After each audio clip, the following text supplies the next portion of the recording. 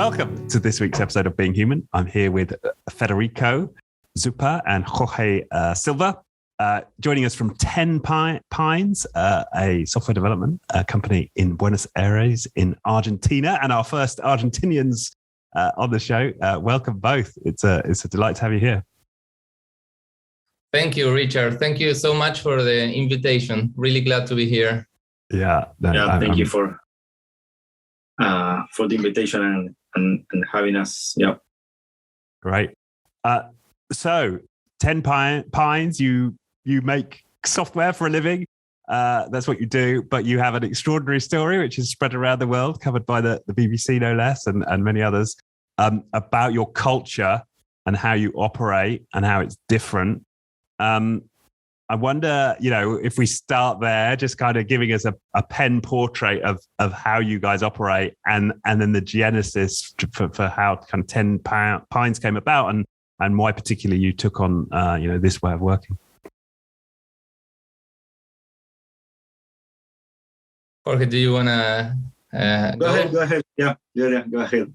Well, I can go, of course, but Jorge is one of the founders. I am the first employee. I met these guys from another company and from the Agile community. And the story is that I was in the States when 10 Pines was founded. And when I came back, they told me about this new company, about 10 Pines. I'm not sure if I understood completely because it was so new to me, but they told me that they wanted to build a new company, a place where things run differently, where people could participate in another way, where people could have their voice and feel good about what they do, about their participation on the company. Without any experience, and also without having reading anything, for me it was really difficult to understand. But I had a really good relation, and I admire them from the place where I met them. They were really good, and they had this leadership skills. Jorge and Emilio. I also met Ale, another founder from the Agile community. I took the leap of faith. I wanted to work with them and follow them. And I started this journey at 10 Pines back in 2010 when I joined, just a few months after 10 Pines started. And for me, it has been quite a journey because 10 Pines, I started to understand the way it worked. People participated in the decisions. A group of routes was conformed. Everyone is going to be a route. It's going to be a part of the company, and we'll see all the numbers about the company and participate in all the decisions. And I saw during this journey how people is really committed. They like it to participate. They feel motivated, and they do that with a lot of the energy. So that was the thing that got me really motivated myself. I have been motivated, and I'm still really eager to work, participate, and do things at 10 Pines. Yeah. And so how, go on, come in. Yeah. No, I would say that at the beginning, one of the important thing for us was that we were really committed to the Agile community in South America and in Argentina. And we were really in love with software development and the Agile software development. But we saw like a gap between the software development itself and the management in the organizations. So because you can run a project with an Agile mindset and an Agile a framework, but when you go out and face the organization and the management of the organization, you have like a mismatch of expectation, of idea of how to work. So you don't have trust, you don't have self-management and all those ideas. And we were really, how do you say, tired of that because of our experiences. And we thought that maybe we can do something like we can do in the management the same things and the same ideas that we had in the project. So maybe right now this is kind of something that is not new or it makes sense. But in those times, more than 10 years ago, it was something different or something that it wasn't so common. So at that moment, what it happened is that we saw that needs and we saw this gap, but we didn't know how to bridge the gap, right? So I don't remember how, but somehow we get a book called Maverick from Ricardo Semler. One of my favorite books. Yeah. He's still on my bucket list, Ricardo Semler, to get on the show. Yeah. Well, he's a hard player to get.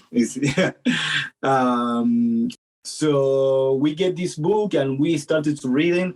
And as we read that book, we saw a lot of our questions solved that there, right? Because they have a lot of idea how to open, how to have an open book management, how to make decisions all together, how to make recruitment, a lot of idea. And we started to take some of them ideas and implement it with our culture and with our mindset. And it has helped us to define how to do an agile management that is more correlated with the agile project. So that's how we started, and that's how we've been inspired by the agile world and SEMCO. Right. Yeah. SEMCO, which was the company that Ricardo Semler wrote the book about, which he inherited from his father. Yeah. In Brazil. So I guess another South American story. I mean, now I think about it, of course, my journey with all of these ideas somehow started in South America with that book. So and that book is from, I think, the 90s. It's really old. In that time, you don't have a reinvented organization, going horizontal, corporate rebels. You don't have nothing of that. So it was really rare. It was a book that, I don't know, it was something for us. It was pure gold, Yeah. So just talk us then through the early days of setting things up. I mean, so there were a few of you as founders. You had this book in your hand. Like, what were some of the first steps you took in making this culture real at 10 Pines? Well, I think I should go, right? Well, one of the first thing was for us at the beginning, the culture and the management. It wasn't central. We were focused on the operational side of the organization, and one of the first issues for us was to get clients. So that was one of the first issues. But we knew from the beginning that we wanted to do something different, right? So one of the first, we have an annual retreatment every year. And we have, of course, our annual retreatment. And we were discussing with the founders. We were 4 at that time. And we tried to prioritize different type of project, new development, maintaining for another company, whatever.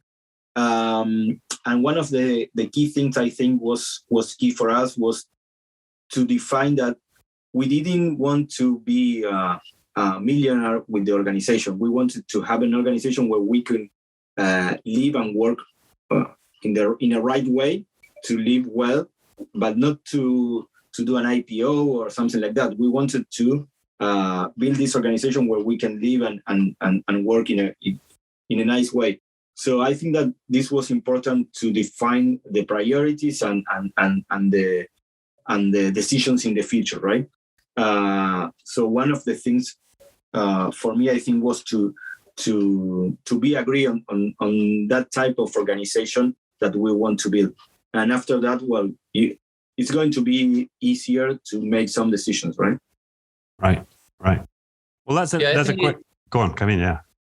Sorry, I was going to say that it was also important that it grew very organically with some key people that joined the company and that you knew them from the past, and I knew them.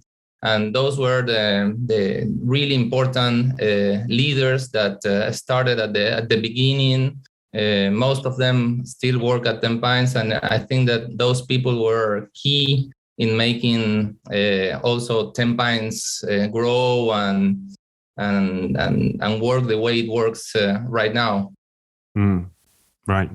And what was it about them that made the difference? Like what did you notice about people kind of getting attracted to the company, and how did they behave differently?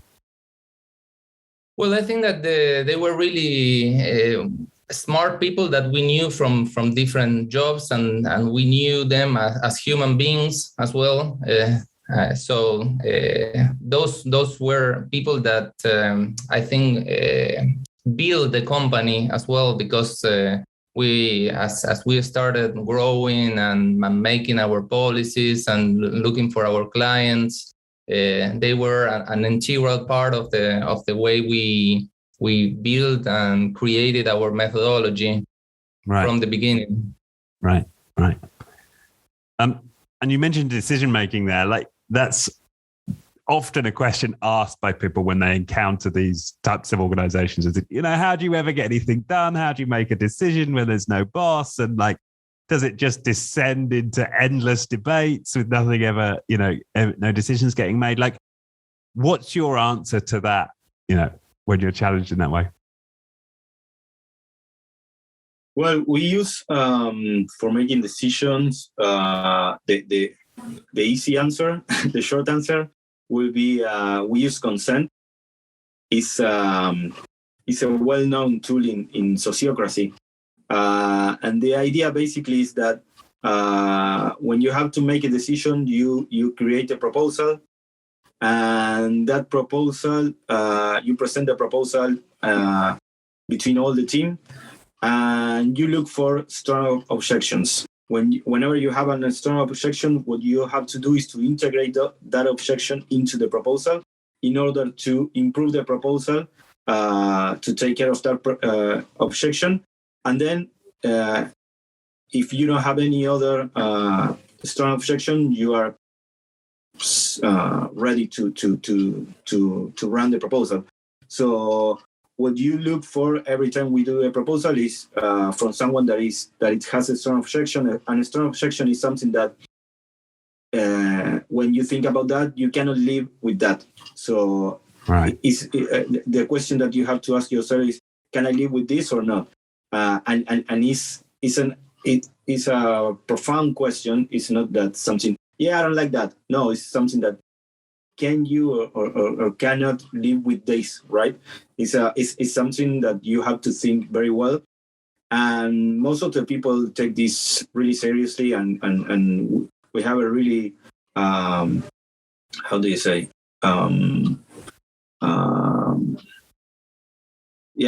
People that is really analyzing things, most of us are engineers, software engineers, or so it's people that really have this critical mindset. So this is how we make decisions. And of course, there are a lot of different problems, because we do have problems too.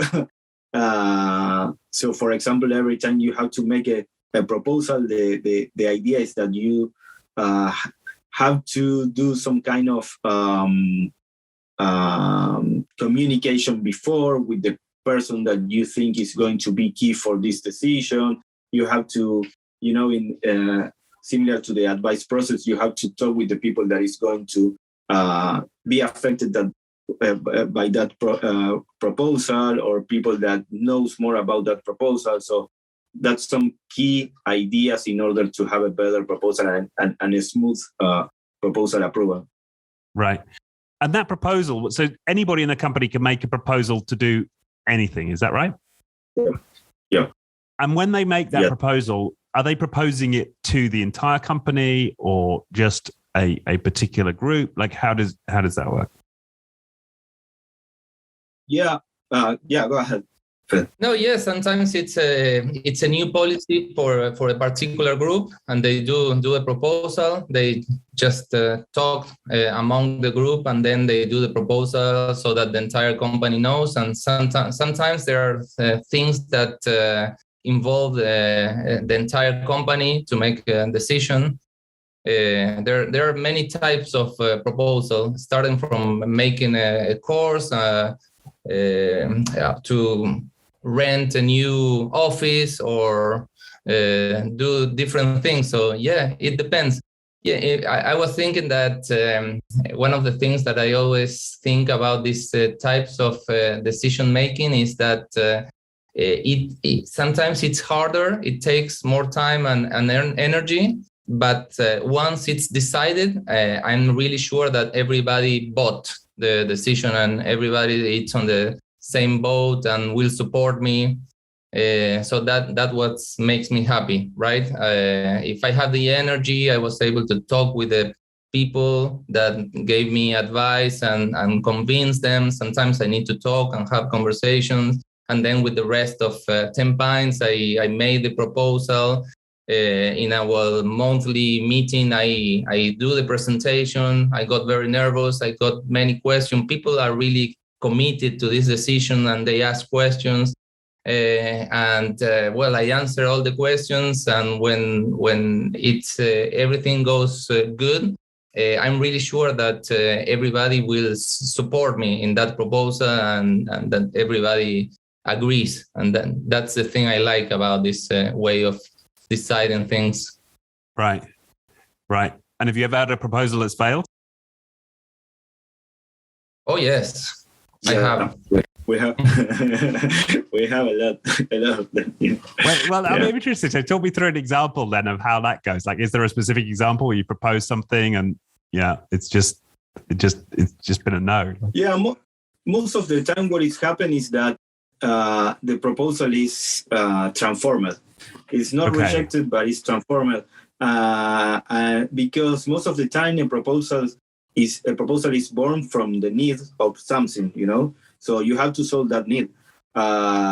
Sometimes it's in that way, or sometimes it's in another way. But most of the time we try to solve that need. So, for example, we have one time like a problem with how do you call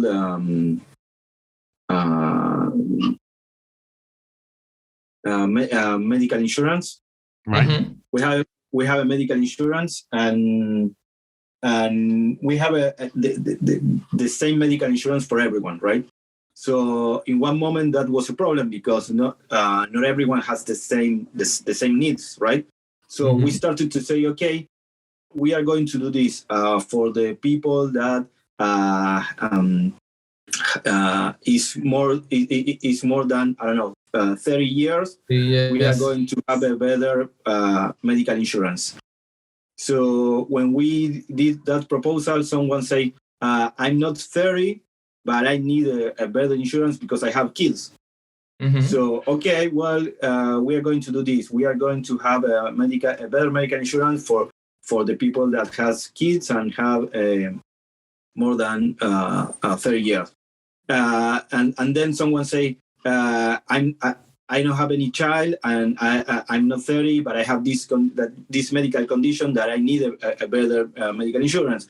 So we started to see that, well, there is no rule that we can use in order to define this.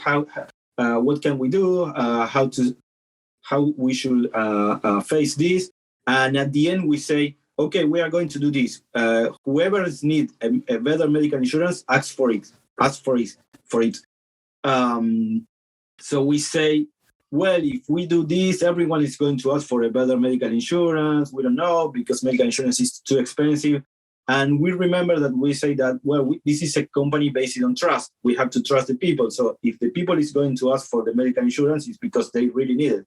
So we define this rule that if you need a better medical insurance, you have to ask for it, and we are going to give it to you. And what is happening that the next month, we have just 2 people that ask for a medical insurance, for a better medical insurance. So it worked, and right now we work like that. So Yeah, I think that we have two learning points here. Is the first one is that how to improve a proposal. You have to discuss with everyone, because if we should have like an HR department where they define the policy, they are not going to see all the different situations, right? And the second one is that we define a policy based on trust. We have to trust the people, and this is a better example. This is a nice example of how to trust your people, and how trusting your people is not going to be bad, because it's not going to everyone's running to ask for a better medical insurance. The people is going to ask when they really need it, right? yeah, and I remember when we talk about it that someone said that you shouldn't have to specify the reason. You just need to tell that you need it. It would be important not to, because some people would not like to disclose or tell the reason. So they tell if the proposal was you just need to ask for it, and that's it. There's no need to specify the reason. Yeah. Right. And that's back to trust. Like you trust that they've got a good reason. Absolutely. Yeah. So this is at the base of it all, like the high trust. Yeah. Yes. Yeah. And you mentioned that if you were to have to go to an HR department, so for a lot of people, they'll be listening, they'll be like, hey, what? You don't have an HR department? Like, so talk to us about the structure then of 10 pounds. Sure, I can talk a little bit about that. For the management of the company, we have internal groups that take care of different things. For example, related to HR, we have a team called that takes care of the recruiting of the people.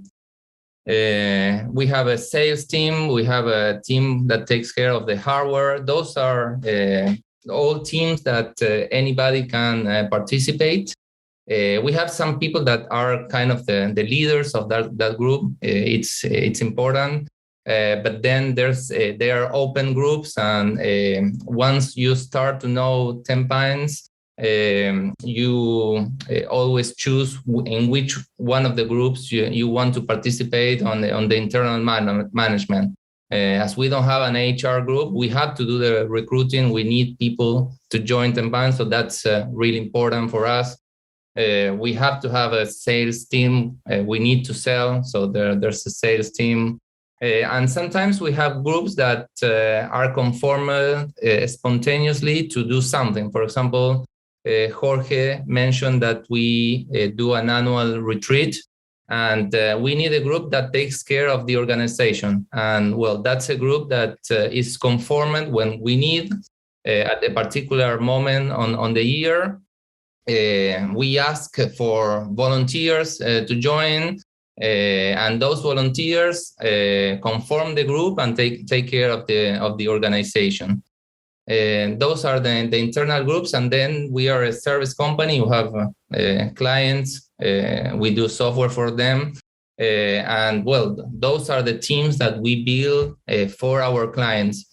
For me, that the important thing about that is that everybody participates also on the decision of who is going to go to each client, and people are asked if they want to go to that client, work with those technologies, with that domain.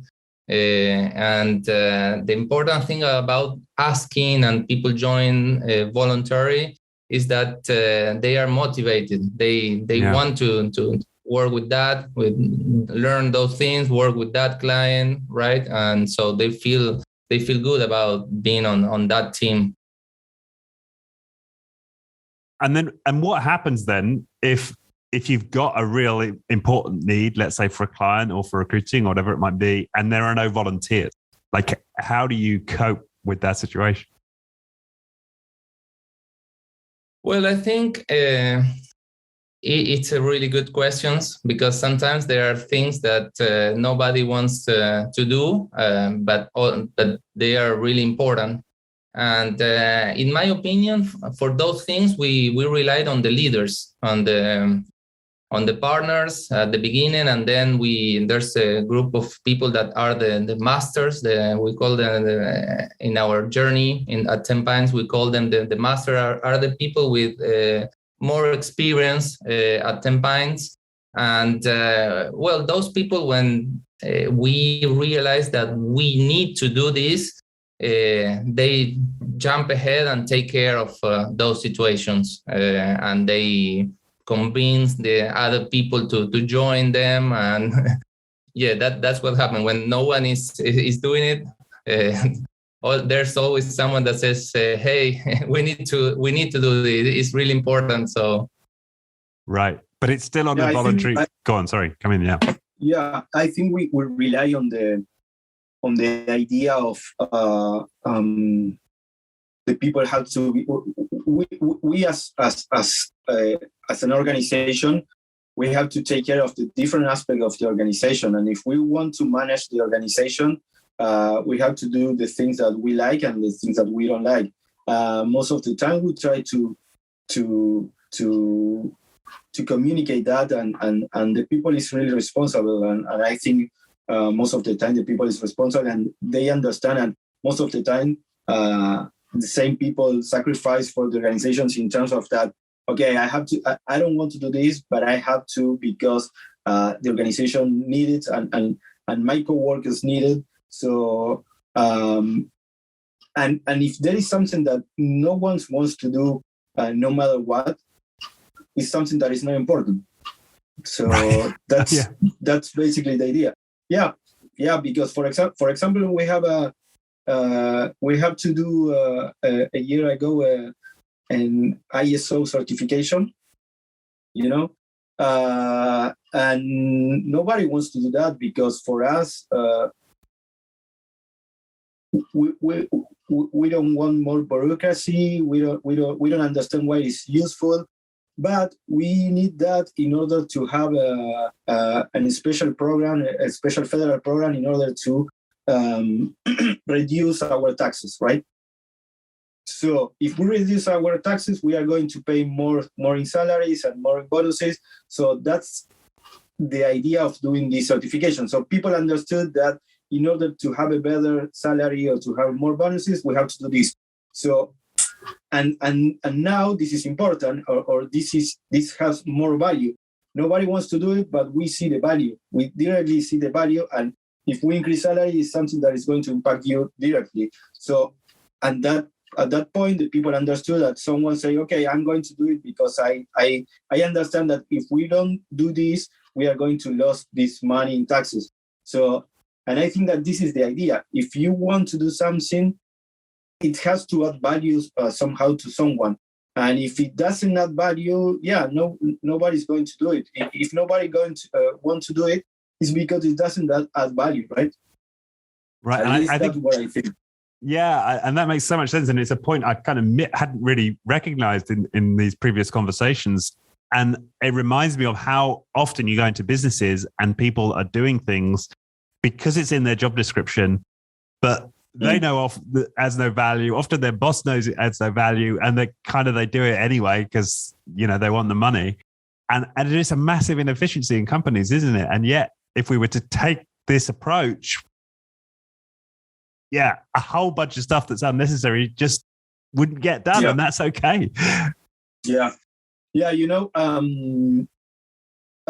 it's a subject for the future, but lately I've been thinking of this kind of idea of leadership, and also in the Agile community, you have the Agile leadership and all the stuff. And we were discussing also with Tobias. And I really like the analogy of citizenship and to have citizens in the organization and think about us as a citizen. And a citizen has to solve problems that arise in the city, right? And there is no job description, sometimes you have a role, but maybe it's a temporary role, and you have a skill and you have different level of a skill, but you have to solve problems in your city, and a good citizen try to solve the problems for all the city, right? So I think, as an analogy, this is a really good analogy in order to think about the role of the employees and the role of the leaders. There is no leaders, there is no leadership. There is citizens and citizenship, and you have to be a good citizen in order for this to work. And that means that you have to solve problems, and you have to work in order for the city to be alive, right? So yeah. I think it's a better idea to think about this in this type of organization, right? Right. Yeah, I get it. And I'm also just present to the fact that when you spoke earlier, Federico, when you said, well, what happens when something has to get done and there's no volunteers? It's the leaders you lean on. So it sounds like there are still people in the organization who people look up to, kind of know that they're the ones to go to, the masters, as you say, in certain difficult situations, right? So they're called upon to be leaders when needed, right? It sounds like. Yeah, but for example, we don't have like fixed leaders. We don't have like, for example, you have a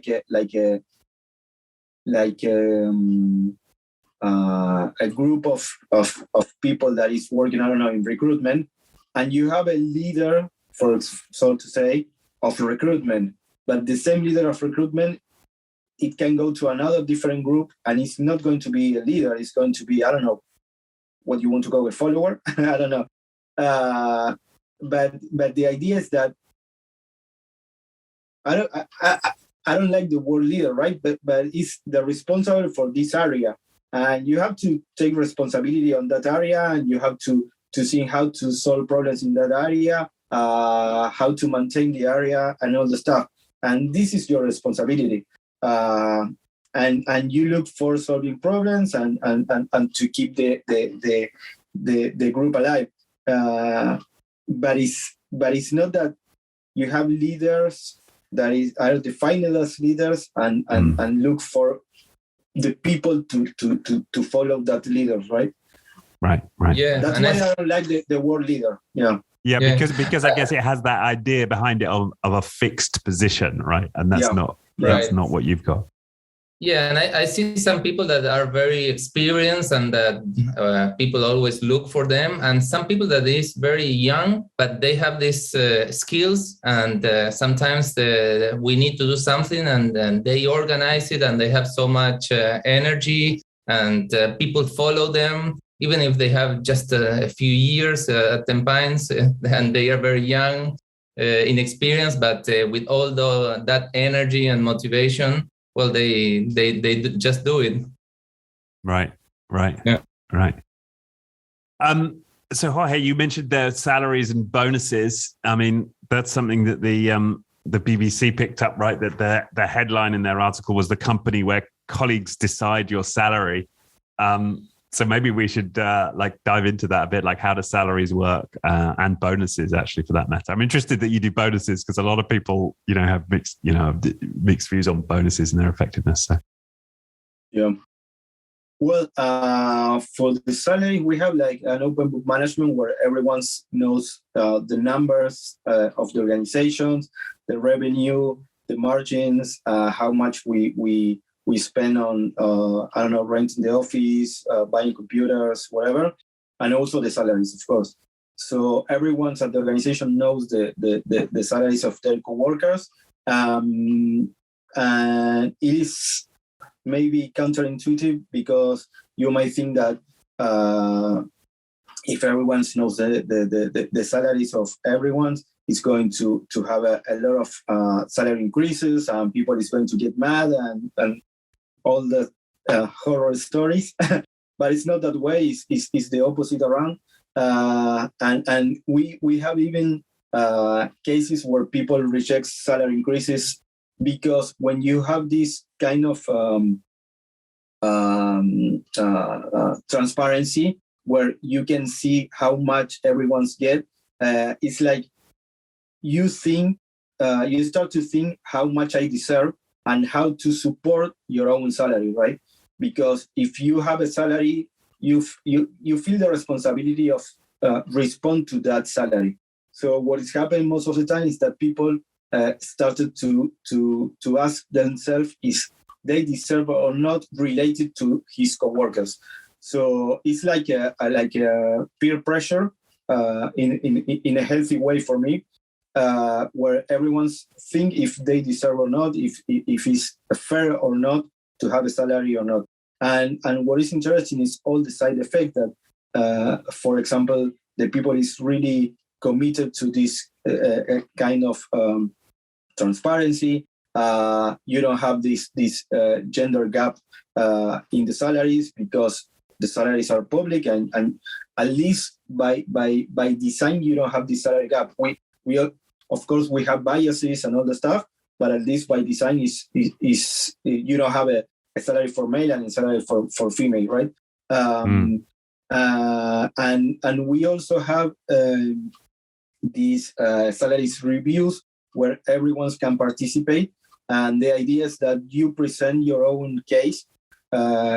When we have this salaries review, we have 3 every year, and the idea is that you do like a retrospective moment where you think if you basically if you have growth in from the last review, and if you grow, how you grow and in which aspect you grow, in order to justify why you should increase your salary. So you have to present like a case to the meeting. In order to prepare this case, you have like a mentor that helps you to ask some question and to, are you sure? Why is that? Whatever. And after that, we are confident that you did a really deep understanding of how you why you need this salary increase. And if you think that you need a salary increase, we should give you the salary increase, because otherwise you are going to be or mad, or you are going to be upset or angry, whatever, right? So if we have the money and we can give you, and you think that you deserve that, basically that's what it's happened. And then we look for to don't have like a different salary for the same seniority. Right. So when we have these increases, we say, okay, if we are going to increase this salary, what about these people that is going to be that is has the same level of seniority? We should increase both or not. We have to wait. So that's basically the idea, and we discuss all together these different aspects. Right. And so have either of you been on the side of it where you've asked for a salary and you've not got it, or you've seen that has for others? Has it ever worked out like that? I saw it happening for people that it just started, and sometimes they thought it was a good time for them to get a salary increase. But then during the conversations, we decided that it was not yet the time. It was best to wait, that they needed more experience. And it's something that we, of course, need to talk. It's a difficult conversation, but we have had those. We need to have those difficult conversations. And sometimes I myself I had the opinion that it was not yet the time and that they needed more experience. And I talked with that person, with the rest of the group, and sometimes that person needed to wait for the next review. Right. And how did they take it? I think probably it's a difficult conversation, and they could get emotional, but at the same time, I feel it's so transparent, and I gave the feedback directly, or someone else gave the feedback directly. That they took it well because they thought it was a fair process at the end. I think they understood that everything was fair, and the opinions were real opinions from people that knew them, and they thought that it was not a good time to grow, or they didn't grow enough to do the jump to the next step. Right. Yeah. So kind of like, yeah. So does it become a bit more of a coaching conversation? Yes, exactly. Yeah. We have like everyone at the organization has like a mentor. We call it a gardener because we are pines and we need a gardener in order to grow. So we have a gardener and the one or two gardeners. And the idea is that the gardener helps you in order to grow and to ask you those questions, to have feedback, and to help you grow. So you are not alone. One of the challenges for us, I think, is to train those gardeners, because it is not easy to be a mentor, right? Right. And I think that this is something that we have to focus on the future right now, because with this size of the organization and with these needs of growth and with these different ideas and personalities and all the stuff, we need more training on that, because it's not easy to mentor a person. Right. Yeah. It's interesting because there's a company here, a marketing company in the UK who've got a very similar structure, and they lean heavily on coaching, and they put people through training around coaching. It's a big part of what they do. And in their company, anybody can choose their own coach. Is that the same? Mm-hmm. Can you choose your own gardener? Yeah. Yes. Yeah. It's the same. Yeah. And isn't that so much better when you look at the stats of how many people leave jobs because they hate their boss, right?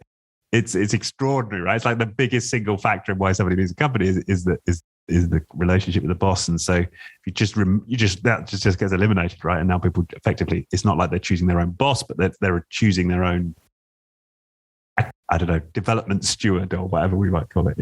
Yeah. And then you mentioned bonuses, because we've touched a little bit on the research around bonuses and how for complex work, actually the worst thing you could do is bonus someone individually, right? Because you actually see a degradation in performance according to some of the science on bonuses. So I'm interested that you use bonuses, and so how does that work at 10 Pines? Want to go? Yeah, sure. No, go ahead. Okay.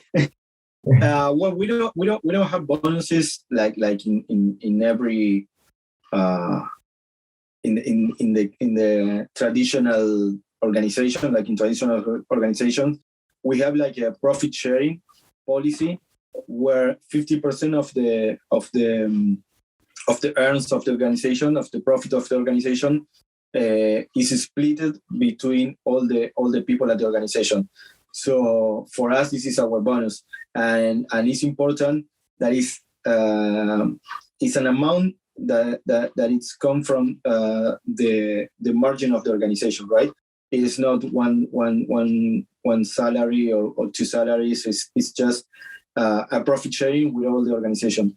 And in order to do this, we don't split the money evenly for everyone. We look for something that is fair. And we have like a formula where we take into account the seniority of the person, the years at the organization, and how much time the people work in the year. And they also have a last part where we split evenly for everyone. But with this formula, we try to be fair on how to share the profit of the organization. So for us, this is our bonus, and it's at the end of the fiscal year where when you have the numbers, we show the numbers to all the organization, and we say, okay, we are going to take this 50% and we're going to split it this way, and everyone can discuss the way of sharing. We also discuss how to share it, the money, but the last year we used this kind of formula to split the money. Right. Yeah, and I think that the interesting part of it is that we decided the formula all together as well. And it has changed throughout the years. And the interesting thing is that at the beginning, we had, I'm not sure if 1 or 2 years, where we split that evenly. And then different people started saying that it was not fair to do that. And we started coming up with this formula. We started maturing this formula that we have now. And I think it hasn't changed for the last 2 or 3 years. Right. Now, what we do, First Human, that sort of sponsors this podcast is leadership development. So that's something we're really interested in. And I'm interested in, like, what does leadership, we've touched on it a little bit already, but like, what does leadership look like at 10 Pines, and how do you develop leaders at 10 Pines? Well, for me,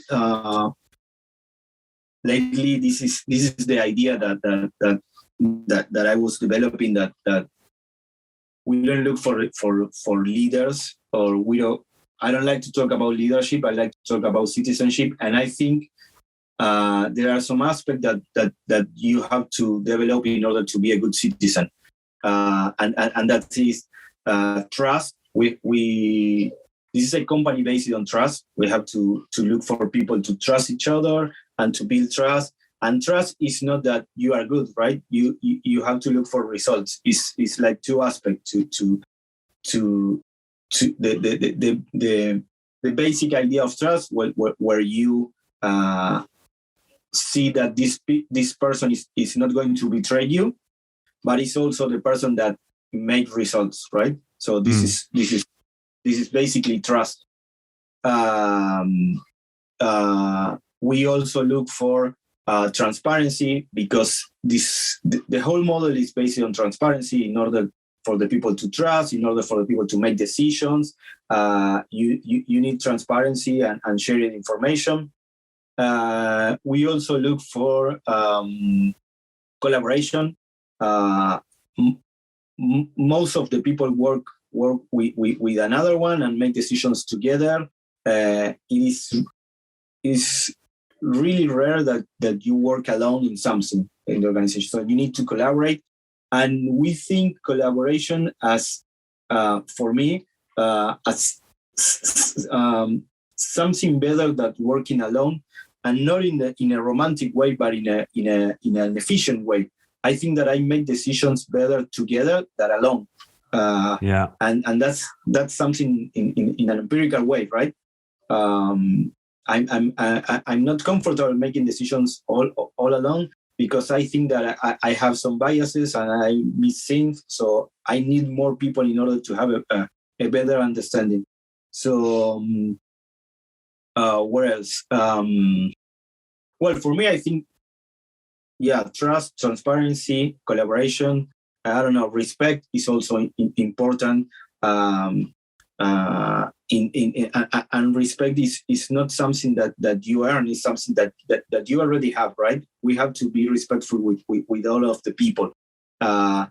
Sometimes we have really hard decisions and really hard discussions, because everyone has an opinion, and we look for everyone's opinion, but we have to be respectful, and we have to have respect for everyone, and that's something that we look for. This is a community of peers, a community of coworkers. No one is above another one, so everyone's needs and have to be respected. I think that this is for me what a good citizen means, right? I love that idea. Yeah. And I was thinking that I saw growing many people that started very young at Ten Pines and are really important leaders or citizens now. And the way that I see it is, at the beginning they just care about learning, doing software, learning all the things, design different technologies. But then they started caring about the project, that the project did well and the other people could work well. And they started seeing at the project level. And then they jumped to see the company level, right? How is Ten Pines with this project? Is it good for Ten Pines? What do we need as Ten Pines? How are people that are more young growing? What are their needs? And that's the growth that I see in many people that at the beginning caring about themselves and now as leaders caring about everyone at Ten Pines and how we are doing as a community, as a company. Right. Yeah. Yeah, I love that idea, and I can now start to see why you're a bit averse to that term, Jorge, leaders, because so often that can mean for people like the senior staff, right? It becomes synonymous with, or the management team. Most of the time when you say leader, it is like a manager synonym for it's a synonym for manager, right? Right, exactly. Our leader team, our management team is kind of the same. Yeah. And so I think that if we are going to see new organizations, I think this kind of organization is a new organization. We have new words. It's a new paradigm. You need new words. We cannot use the same word. I don't know if you know about software development in terms of programming, and you have this object-oriented programming, and this is a new paradigm, and you have new words for the object-oriented programming. You don't use function. You don't use you have objects, you have classes, you have method. You don't use the same words, because if you use the same word, you are going to have the same problems with the previous paradigm. So you need new words in order for the people to have a new mindset. And I think this is the same here. You have a new type of management, you have to use new words. Yeah, no, I think that's a very important point. And of course, it makes total sense, right? If you're treating everybody, and the way I look at this is like, imagine a world where we viewed everybody as like a vessel of infinite potential, right? And that our job is to have them realize as much of their sort of brilliance as it's possible for us to do.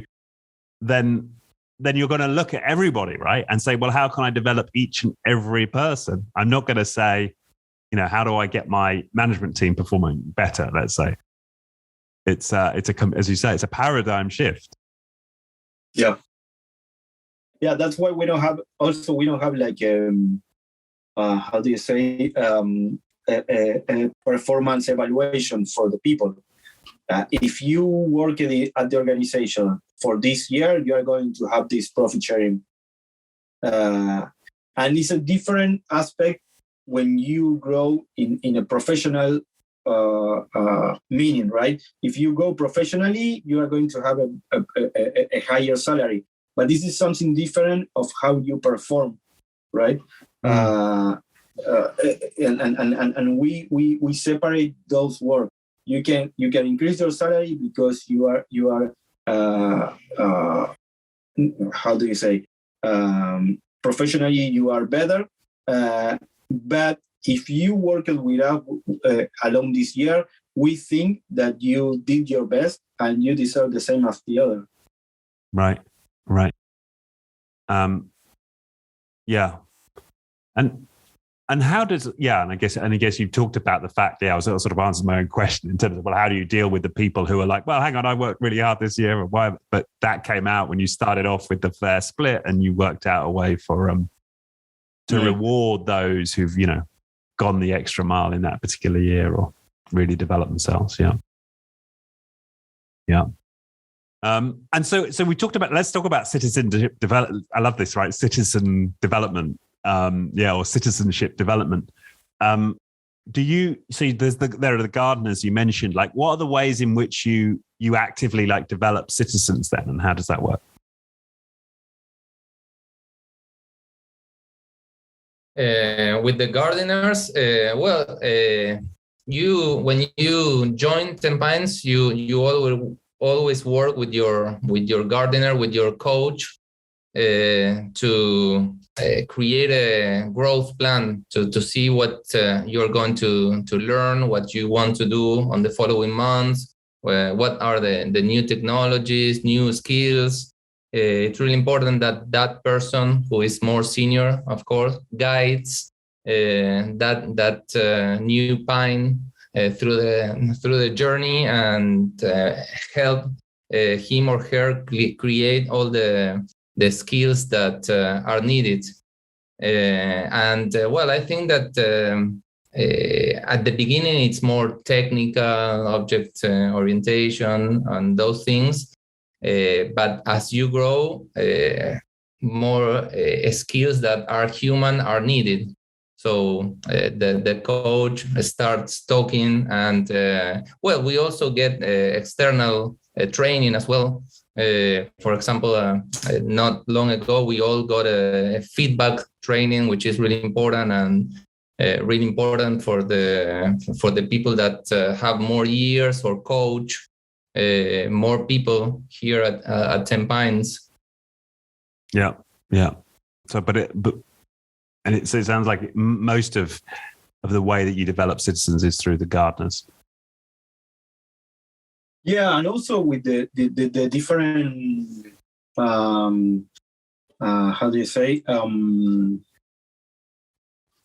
ceremonies that we have. So, for example, we have and strategic meetings every month, where we make the proposals and we show the numbers and we show how the organization is going. And in that kind of situations, we are like educating people, explaining how the organization run, how to make discussions, because when you most of the time when you make a proposal, the discussions is not only for get a better proposal, but also for the people to understand how to work and how to think things, because, for example, maybe Fede and I were discussing about something. We have like more than 10 years at the organization, but there is someone that is new, and maybe he's not going to say nothing, but it's important that for him to be present in the discussions in order to understand the mindset and the different aspects that we are going to discuss. So this kind of interaction, I think, is important in order to understand the culture and to understand how to think of an organization, because we want for everyone to be like a little owner of the organization, right? So you have to think as an owner.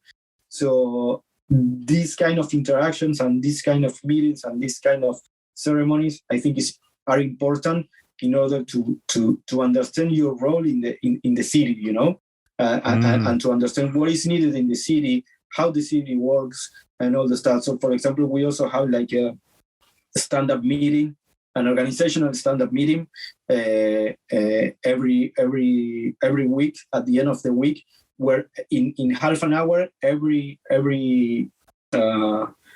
groups and every project talk about what have done in the week.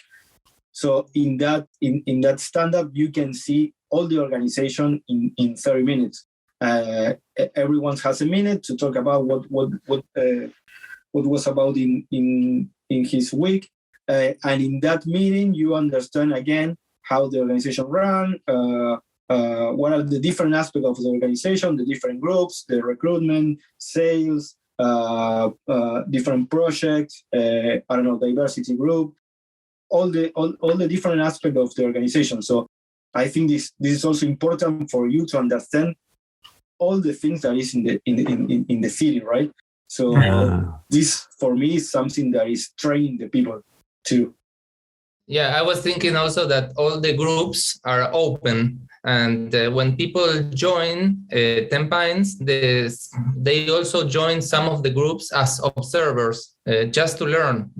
Sometimes they don't have opinions. They join the recruiting group, but they still don't have opinions. They don't know how it works. But they join the meetings, the conversations, and they see how more experienced people work, what are the talks that they have. And I think that they start learning that way by observing other more experienced people. Yeah. Yeah. So just, participation in the ceremonies, in the exchanges, right? Observing, right? Yeah. That's all helps build the character. It reminds me, I was mentioning this before we hit record, this company in the UK called Matte Black Systems, who different to you, right? They started traditional and transformed over time to become, flat and, their sort of metaphor is more around like the micro enterprise, right? Like kind of every individual becomes a micro enterprise, like within the company, but many similar principles. But one of the things he observed was seeing the transition of people who were previously just sort of shop floor workers, who whenever someone senior would come visit the factory, they'd have their head down. It'd be like, yes, boss. They'd sort of doff their cap, right, to the kind of the suit touring the factory. And like over the course of the transformation of the company, these guys would be like, eye contact, having a one-to-one peer style of interaction, with visiting CEOs from, often much, much bigger companies. And he just saw the growth in character of the individuals in being exposed to the new company culture and I guess what we might say, and developing leadership skills or citizenship skills through just being part of it, right? And so so what he described is it seems reminiscent of what you're talking about here. Mm-hmm. Yeah, I think it's very, very similar because they are part of the groups, of the team, of the company, and it's so transparent. They see a lot of people all the time, and so they learn. They have that contact all the time. Yeah, and how? Go on, sorry. No, that is interesting to think that if you develop this kind of commitment and how do you say responsibility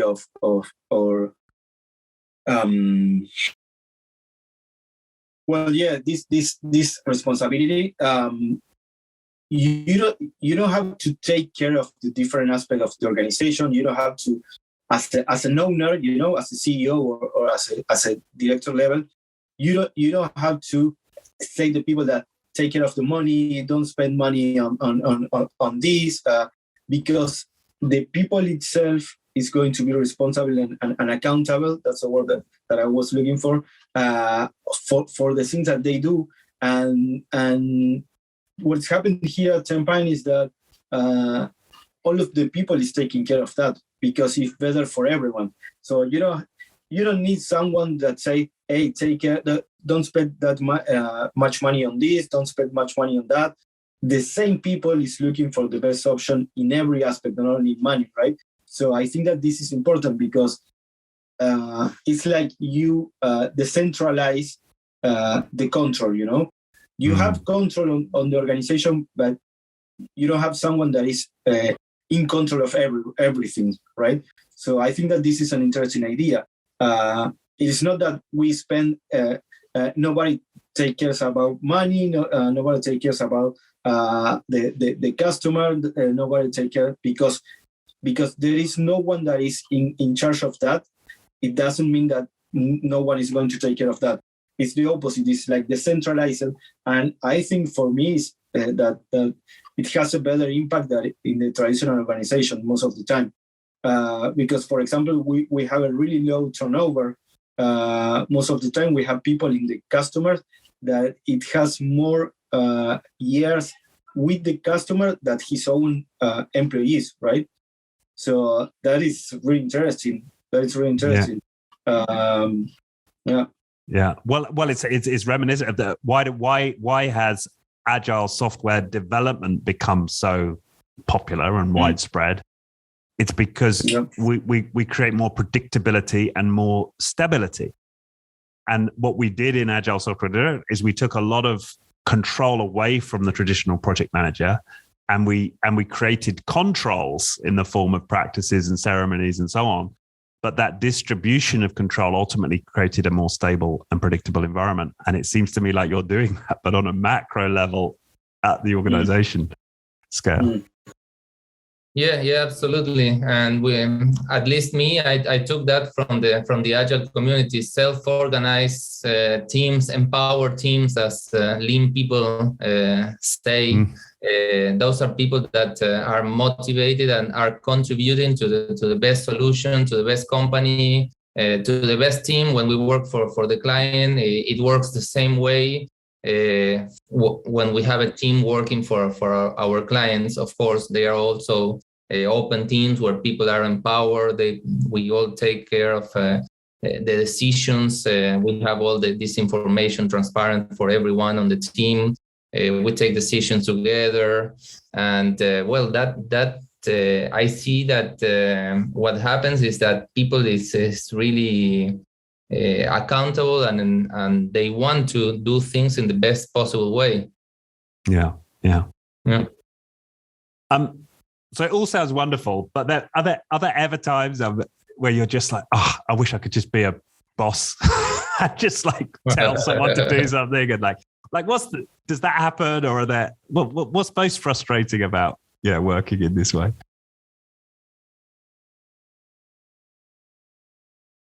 Yeah.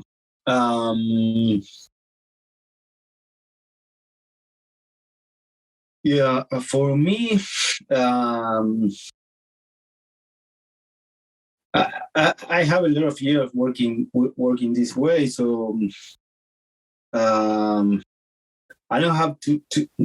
I think my mind changes, and I don't get frustrated too much, but sometimes what happened for me is that it took me too much time to make a proposal, and I know that I have to dedicate time to the proposal and to convince people, and most of the people. But in the other hand, I know that this is the best way to do it, right? So I know that it's going to take time, but at the end I know that this is the best way to do it, because I don't want to impose things, and I know I don't believe in imposing things, right? So but sometimes it's like, I think a lot about if I want to do this proposal or not. And I think that what is happening in this kind of model is that sometimes the I don't know how to say in English, but the divergent thing. Divergent thinking. It's like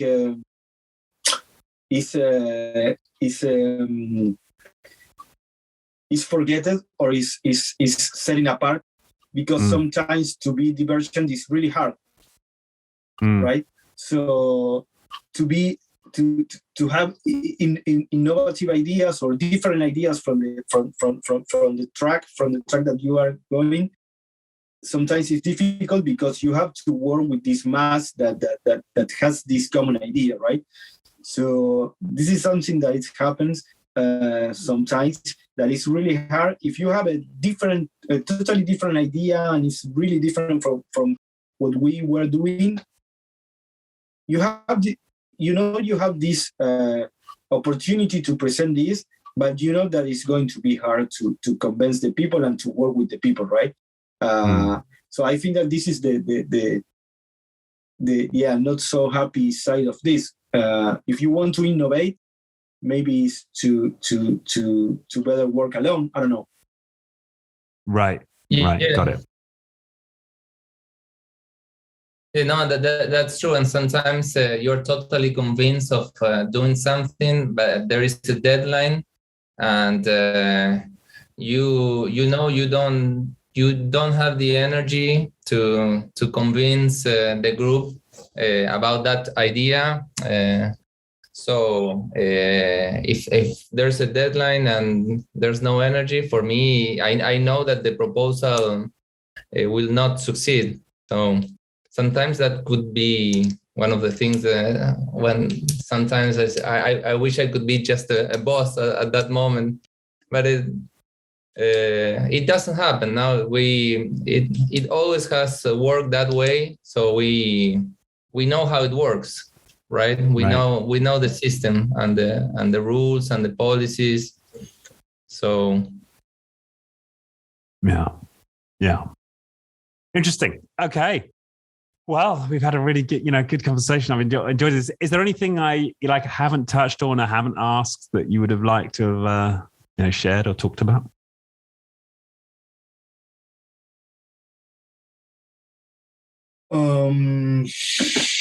Yeah, maybe the last word would be that sometimes when we talk about campaigns and we talk about this kind of idea for the people, it's like overwhelming. It's it's nice, but it's too much, too complicated. It's not going to happen in my organization, never. And maybe a message to give some hope is that we started with baby steps, and in order to change things, you have to find small steps and then look for a bigger step and a bigger one and a bigger one, and then somehow you are going to find that you really make a change. But don't be overwhelmed by the whole organization and by the big organizations. Just look for something small. There is a phrase from a Uruguayan writer that it really likes. I really like that phrase, and I think it's really representative of this. And it says something like, many small people in small places doing small things can change the world. And I think that this is the way of changing the world, right? And you have to think for small pieces of improvement and not for the biggest one. And then somehow you are going to change the world. So this is like a message, maybe. Yeah. Because and you're right. So many people will hear this story and be like, "Never in a million years in my organization." Yeah. Anything from you, Federico? No. I was just thinking about what Jorge said from Eduardo Galeano. I really love Eduardo Galeano. And I think it's important to start. Sometimes they look for us and they ask questions, and sometimes they get the energy to start some change that will be good for them. And we are happy to help. Yes. No, that's great. Good. Well, on that note then, so if people want to learn more about 10 Pines, where would you send people? Well, our website, 10pines.com. We have a site for the culture. If you want to know more about the culture, it's culture.10pines.com.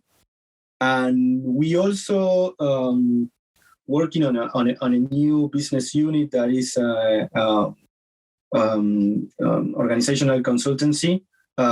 In order, we have a lot of people that ask for us, I want to do the same as you or similar to you, or I want to improve our organization. So right now we are doing some kind of consultancy in terms of the organization. So we also can help you with that. So you can reach out in the website and Twitter. We are in Twitter, 10 Pines. Right. Yeah. We also have a very nice blog at 10pines.com, blog.10pines.com. Great. Good. Okay. Well, thank you both. I've really enjoyed this. I guess it's the morning for you guys, right? Yes. Yeah. Early? Yeah. How early is it actually? I didn't check the time. No, it's 11:30. Oh, okay. Yeah. That's not too bad. Good. Well, I hope you enjoy the rest of your day in Buenos Aires and your weekend. It's been a wonderful conversation. Thank you both. Thanks so much for the invitation. Okay. No. See you. Thank you, Richard. Thank you. Bye. Bye.